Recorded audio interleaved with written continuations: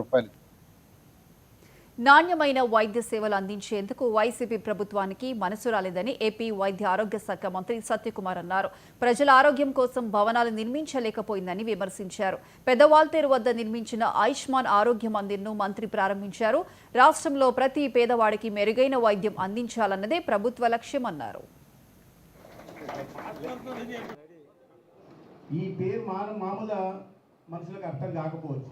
Institute of neurological sciences and research centre అంటే mental అంటే కొద్దిగా అర్థం అవుతుంది. మరి ఆ ప్రమాదం ముందు ఒకసారి దాన్ని ఆలోచించి చూడడం జరుగుతుంది. విశ్వకుమార్ రాజు గారు చెప్తున్నారు ఢిల్లీ నుంచి డబ్బులు తెచ్చేస్తారు అని. Always tries to fix me up. అసెంబ్లీలో కూడా చెప్పేస్తుంటారు పరిమితులు ఉంటాయి. ఆ పరిమితులకు ఆధారంగా but there is it's not a question of depth of funds MLA గారు. It's what was lacking all the years was a political generally sponsored scheme కింద వచ్చిన ఇన్స్టిట్యూట్ ఇది.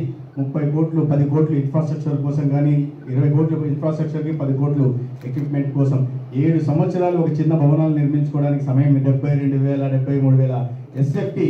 ఇవాళ 6 నెలలు తిరిగేసరికి కొన్ని లక్షల ఎస్ఎఫ్టీలో బిల్డింగ్లు కట్టిపడేస్తున్నారు రియల్ ఎస్టేట్లో. కానీ డబ్బులు చేతిలో ఉంటే కూడా ఈ నిర్మాణం చేపట్టడానికి చేయడానికి రకరకాల కారణాలు. ఒకటి పొలిటికల్ విల్ కావచ్చు, రెండోది ప్రభుత్వ యంత్రాంగంలో ఉంటున్న ఆ లెథర్జీ ఏదైతే ఉంటుందో చేద్దాంలే, రేపు చేద్దాం, ఎల్లుండి చేద్దాంలే అనే భావన కూడా ఒక కారణం. కానీ ఇటువంటి ప్రధానమైన విషయం మీద 7 సంవత్సరాల పాటు వీటిని నిర్మించకపోవడం అనేది నిజంగా చాలా దురదృష్టకరం. చాలా ప్రతిష్టాత్మకమైన